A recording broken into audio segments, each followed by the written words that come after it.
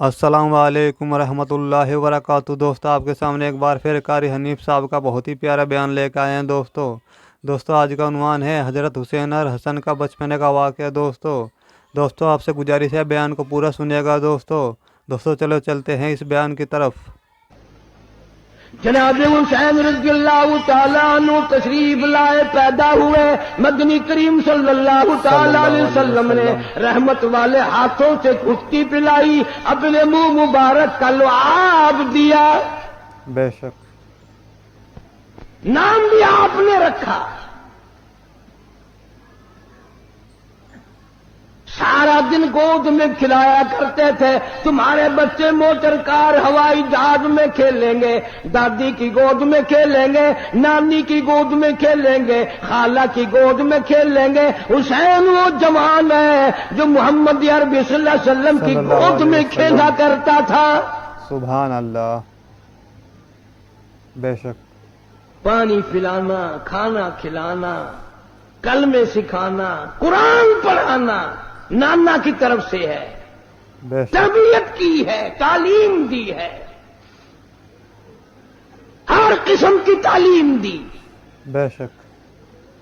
ایک دن پاؤں چلتے تھے، خاصے تھے مدینہ منورہ میں، اللہ سب کو زیارت نصیب فرمائے۔ آمین۔ صحابہ صفہ کی ایک جماعت تھی طالب علموں کی، جن کے لیے صدقے کی کھجوریں وہاں لوگ دیا کرتے تھے۔ اس زمانے میں گودام تھوڑی بنے ہوئے تھے، یا بوریاں بھر کے تھوڑی، ایک کونے میں پڑی تھی وہ کھجوریں۔ نانا کی انگلی ہے، وہ انگلی دیکھ کس کی ہے؟ یہ وہ انگلی ہے، چاند کو اشارہ کر دیا تو کلیجہ پھٹ گیا۔ بے شک۔ یہ وہ انگلی ہے، یتیم کے سر پہ پھیر دی، بادشاہ بنا دیا۔ بے شک۔ یہ وہ انگلی ہے، ایک پانی کے پیالے میں رکھ دی، اتنا بڑا چشمہ جاری ہوا، کئی ہزار صحابہ کرام نے انگلیوں سے نکلا ہوا پانی پی لیا۔ سبحان اللہ،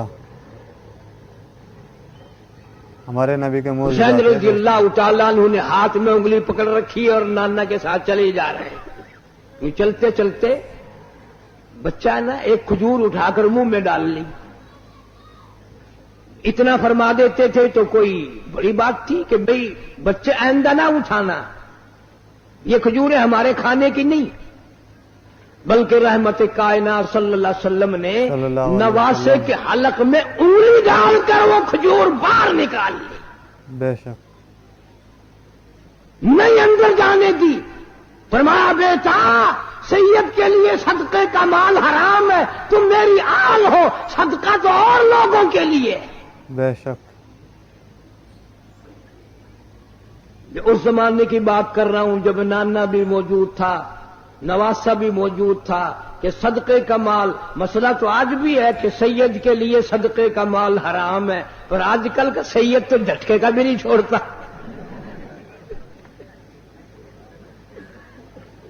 صدقے کا تو الگ راہ ملنا چاہیے۔ جتنے بڑے بڑے چھوٹے چھوٹے افسر سید ہیں، ان سب نے تھوک رکھا رشوت پہ۔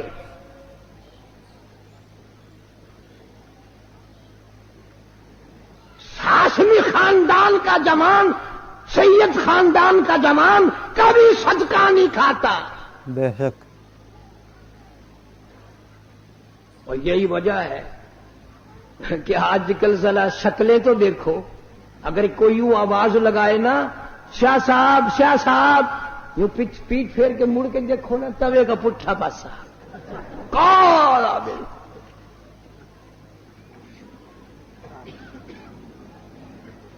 میرا دل نہیں مانتا جس کی رگوں میں خاتون جنت فاطمۃ الزہرا رضی اللہ تعالیٰ عنہ کا غیرت والا خون ہو، علی مرتضی رضی اللہ تعالیٰ عنہ کا بہادری والا خون ہو، فاطمۃ الزہرا کی آل اولاد میں سے ہو، وہ آدمی بدصورت نہیں ہو سکتا۔ بے شک۔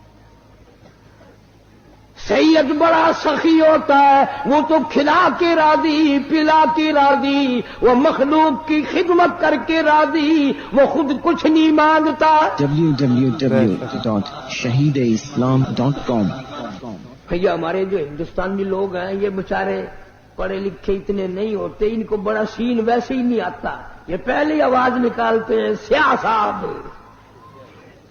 سیاہ جی۔ جناب حسین رضی اللہ تعالی عنہ بہت بڑا اپنے نانا کے دین کا علم بردار ہے، بے شک صحابہ کرام کی نظروں میں بڑا پیارا جناب فاروق اعظم رضی اللہ تعالیٰ عنہ کا دور خلافت ہے۔ بحرین سے جوڑے آئے، کپڑے آئے، صحابہ کرام میں تقسیم فرما دیے، سارے جوڑے ختم ہو گئے۔ حسنین کریمین دیکھ رہے ہیں، یوں سوچنے لگے ہمیں نہیں ملے۔ فاروق اعظم فرماتے میرے بھتیجو برا نہ ماننا، ان جوڑوں میں سے میں نے تمہیں جان کے نہیں دیے، ان جوڑوں میں تمہاری شکلوں کے شایا نشان جوڑے کوئی نہیں، میں نے بحرین کے گورنر کو لکھ دیا ہے اعلیٰ درجے کے جوڑے منگوا کر پہناؤں گا۔ سبحان اللہ۔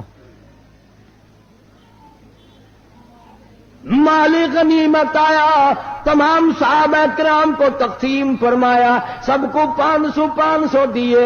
حسنین کریمین رضی اللہ تعالیٰ عنہما جب جوانوں کی باری آئی، فاروق اعظم رضی اللہ تعالیٰ عنہ نے ایک ایک دونوں کو 1000 دیے، کر دیا کہ ہم بدر میں بھی لڑے، احد میں بھی لڑے، ہم مجاہد بھی ہیں، کام کرتے ہیں۔ یہ بچے تھے، اب سیانے ہوئے ہیں، ان کو 1000 ہمیں 500۔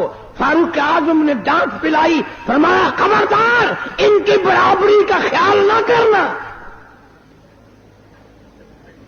تجھے کیا معلوم ہے، ان کے نانا کو بھی دیکھ، اپنے نانا کو بھی دیکھ، بے شک تجھے کیا معلوم ہے تیری اماں کون ہے، ان کی اماں فاطمہ الزہرا ہے رضی اللہ تعالی عنہ۔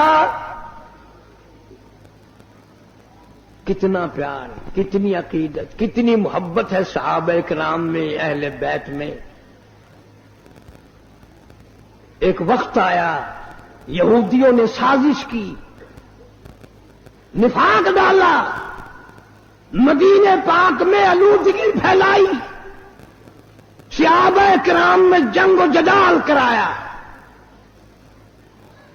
جناب حسین رضی اللہ تعالیٰ عنہ مدینہ پاک میں کوفے سے بڑے بے انتہا خط آئے، آپ لوگ یہاں تشریف لے آئے۔ یہ حضرات دونوں مکے میں آئے، عبداللہ بن زبیر رضی اللہ تعالیٰ عنہ بھی ان کے ہمراہ ہیں۔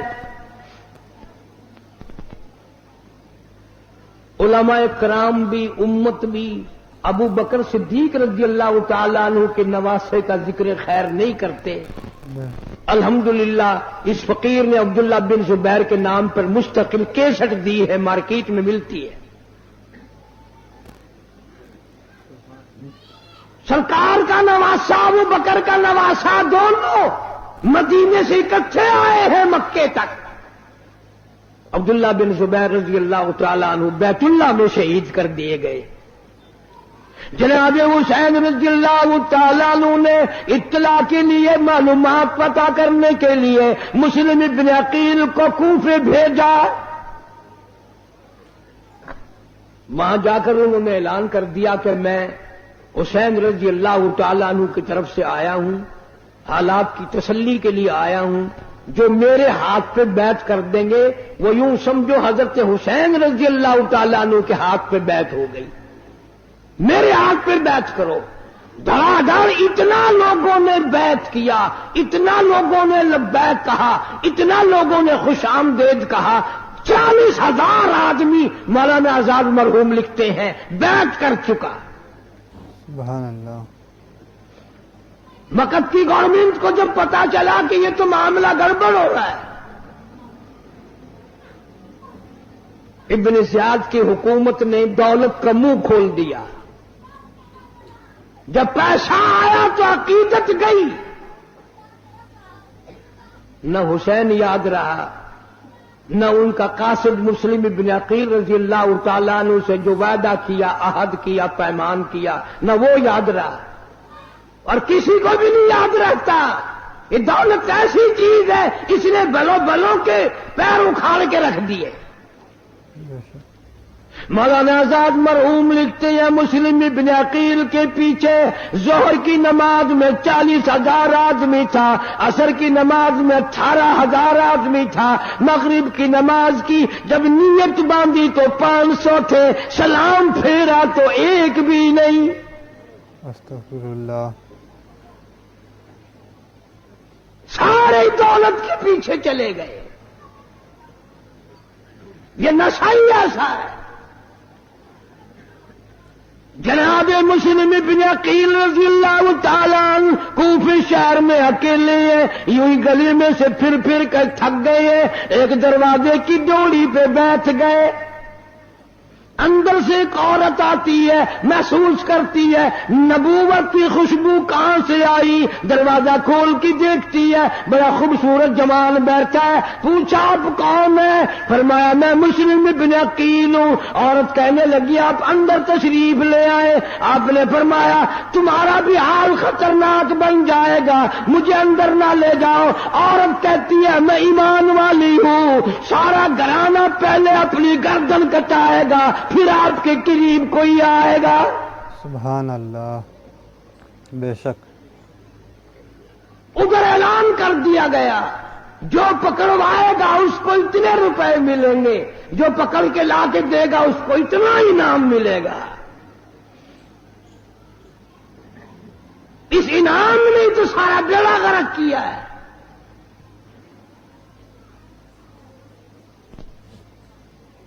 یہ سلسلہ اس دن سے اسی دن ختم نہیں ہو گیا تھا، تمہاری نظروں میں ختم ہو گیا ہوگا، ہماری نظروں میں ختم نہیں ہوا۔ ظلم و زیادتی ہمیشہ چل رہی اور چلے گی، اور حسینیت اور استقلال اور استبداد اور ظلم و ستم کے خلاف آواز لگانا، کھڑے ہو کر سب کچھ قربان کر دینا، یہ بھی قیامت تک چلے گا۔ بے شک جناب مسلم بن عقیل کو عورت نے اندر بٹھا لیا، مہمانداری کی، کھانا پینا کیا، پتہ چل گیا، پکڑنے والے آ گئے۔ واقعی عورت نے پہلے اپنا سر قلم کرایا۔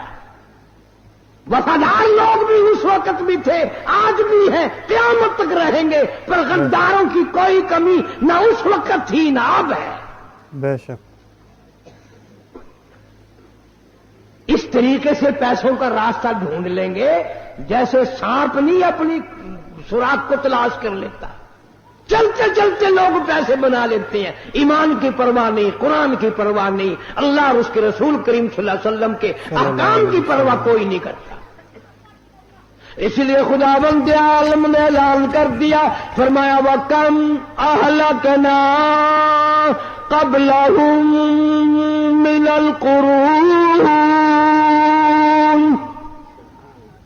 میری زمین پہ فساد نہ پھیلاؤ، میری زمین پہ عداوت نہ پھیلاؤ، میری زمین پر خون ریزی نہ کرو، میری زمین پہ زنا کر کے نہ چلو، میری زمین پہ بدماشی کر کے نہ چلو۔ میں وہ بے نیاز ہوں، اگر بیڑا غرق کرنے پہ آؤں پھر افراد کی بات نہیں، میں تو ملکوں کی نام و نشان مٹا دیا کرتا ہوں۔ بے شک بڑا بادشاہ ہے دوستو۔ فَأَخَذَتْكُمُ الصَّاعِقَةُ وَأَنْتُمْ تَنظُرُونَ، جبریل امین نے چیخ ماری، قوم کے جگر پھٹ گئے۔ بے شک جناب حسین رضی اللہ تعالی عنہ کو مسلم بن عقیل پہلے خط لکھ چکے کہ آ جاؤ، معاملہ بالکل تیار ہے، سارا ملک آپ کے لیے استقبال کے لیے تیار ہے، عقیدت مند ہے سارا۔ اور بعد میں یہ حال بنا، مسلم بن عقیل کو گرفتار کرنے لگے۔ نبوت کے خاندان کا کوئی فرزند کبھی ہتھیار نہیں ڈالا کرتا، کوفہ شہر غیروں کا ہے، مسلم ابن عقیل اکیلا ہے، مقابلہ کرتا ہے۔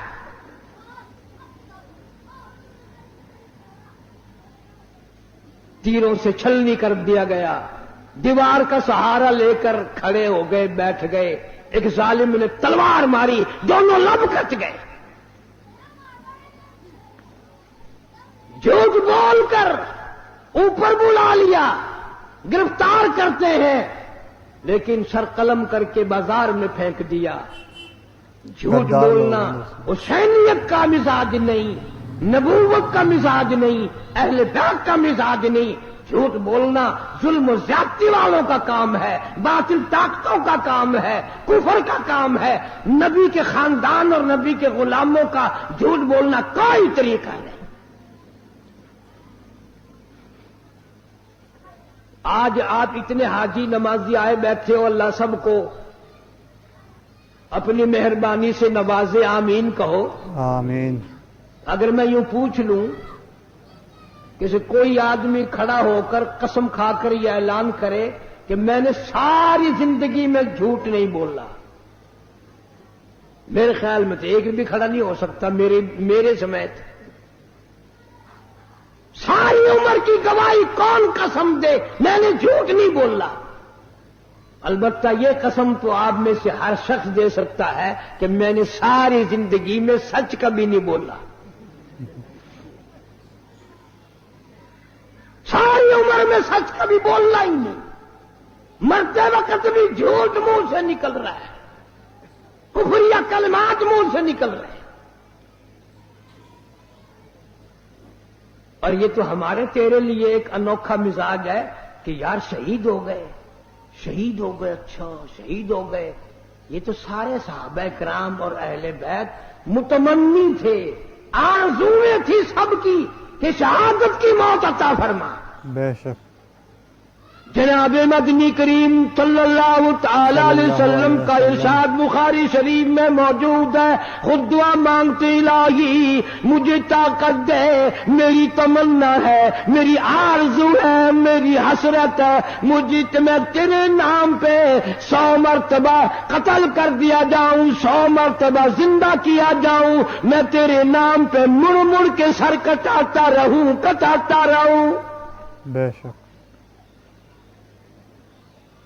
حضرت معاذ بن جبل رضی اللہ تعالیٰ عنہ مدینے پاک میں ہے، اللہ سب کو زیارت نصیب فرمائے. آمین. آخری وقت ہے، صحابہ کرام کا مجمع ہے، بیمار ہیں معاذ بن جبل رضی اللہ تعالیٰ عنہ. خود بھی قرآن کریم کی تلاوت فرما رہے ہیں، چاروں طرف بیٹھنے والے بھی قرآن پڑھ رہے ہیں. اچانک حضرت معاذ رونے لگے. وہ کسی صحابی نے کہہ دیا کہ کیا بات ہے، موت سے ڈر کے رونے لگ گئے ہو؟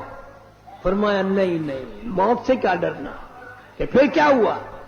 فرمانے لگے میرے دل کی تمنا میرے دل میں رہی، میری آرزو پوری نہ ہوئی، میری حسرت نہ نکل سکی، میرا شوق پورا نہ ہوا، میرا ذوق پورا نہ ہوا.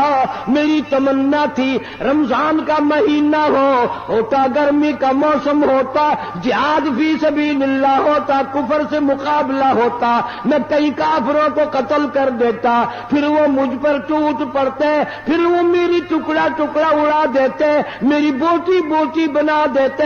میں اپنے رب کی حضور میں جاتا، اللہ مجھ سے پوچھتا معاذ دنیا سے کیا لائے؟ میں عرض کرتا الہی میں تو روزہ رکھ کر آیا ہوں اور نیت یہ ہے تیرے محبوب کے حوض کوثر کے پانی سے روزہ افطار کروں گا. سبحان اللہ. دوستو ہماری بھی ایسی تمنا اللہ نہ کرے. نہ تیرا میرا حوض کوثر پہ یقین ہے اور نہ مرتے وقت کوئی دعا مانگتا ہے. قسم کھا کر بتاؤ مرنے والے کو تم نے کسی کو دعا کرتے دیکھا ہو یا اللہ کوثر کا پانی عطا فرما، حضور صلی اللہ علیہ وسلم کی شفاعت عطا فرما. فرصتی نہیں ہونے دیتے. یہ گولی وہ گولی، یہ ٹکا وہ ڈاکٹر اچھا ہے، وہ اس سے بھی اچھا ہے، وہ بڑا سرجن ہے، وہ اسپیشلسٹ ہے فلان، یوں کرتے کرتے موت آ جاتی. جناب مدنی کریم صلی اللہ تعالی علیہ وسلم کا عجیب صحابی مدینے میں میزبان بننے والا ابو ایوب انصاری رضی اللہ تعالیٰ عنہ بیمار ہے. لشکر گزرنے لگا, کہنے لگا لوگوں مجھے بھی ساتھ لے کے چلو, میرا راستے میں اگر انتقال ہو جائے مجھے دفن کر کے نہ جانا, اپنی ساتھ لے جانا, لڑائی والے میدان میں مجھے ڈال دینا جہاں کفر و اسلام کا مقابلہ ہو. ایسا نہ ایسا ہو جائے, میرے دل کی تمنا ہے کسی سواری کا پیر مجھ پہ آ جائے, قیامت میں بھی عرض کروں گا مولا میں بھی میدان جہاد سے اٹھ کر آیا ہوں. نعرہ تکبیر, اللہ اکبر. نعرہ اسلام.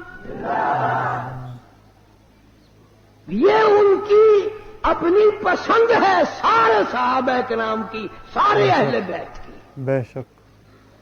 اور ہمارا تو عقیدہ ہے کہ حسین اللہ سے مانگے اور خدا نہ دے. مانگنے والا نبی کا نواسا ہو اور دینے والا خدا ہو, کیا کمی. shahideislam.com چلے چلے ایک مقام پہ آئے, نماز کا وقت آیا. آپ نے ان سے کہا, ان سے پوچھ لو ہمارے مخالفین سے, یہ نماز ہماری ساتھ پڑھیں گے یا الگ پڑھیں گے؟ انہوں نے وضو کر لیا یا بھی کرنا ہے؟ انہوں نے کہا ہمارے پاس پانی نہیں. حسین نے سارے برتن پانی کے حوالے کر دیے. پیاسا چلا جانا منظور ہے, پیاسا مرنا منظور ہے, پر حسین یہ گوارا نہیں کر سکتا کہ نبی کا کلمہ پڑھنے والے کی نماز قضا ہو جائے. بے شک دوستو, ہمیں کوئی پرواہ نہیں ہے نماز کی دوستو. یہ تو اتنے بڑے سخی ہیں. جناب حسین رضی اللہ تعالیٰ عنہ میدان میں پہنچ گئے. معاملات گزرتے رہے. آپ نے کھڑے ہو کر خطبہ دیا. میرا ایمان ہے اگر وہ خطبہ زمین کو دیا جاتا زمین پھٹ جاتی, آسمان کو دیا جاتا آسمان پھٹ جاتا, پہاڑوں کو دیا جاتا. السلام علیکم ورحمۃ اللہ وبرکاتہ. دوستو آپ کو بیان کیسا لگا دوستو ہمیں کمنٹ ضرور کریں دوستو ہمارے چینل پر نئے ہو تو چینل کو سبسکرائب کریں دوستو اگلی ویڈیو میں آپ کو پھر ملتے ہیں. السلام علیکم, خدا حافظ.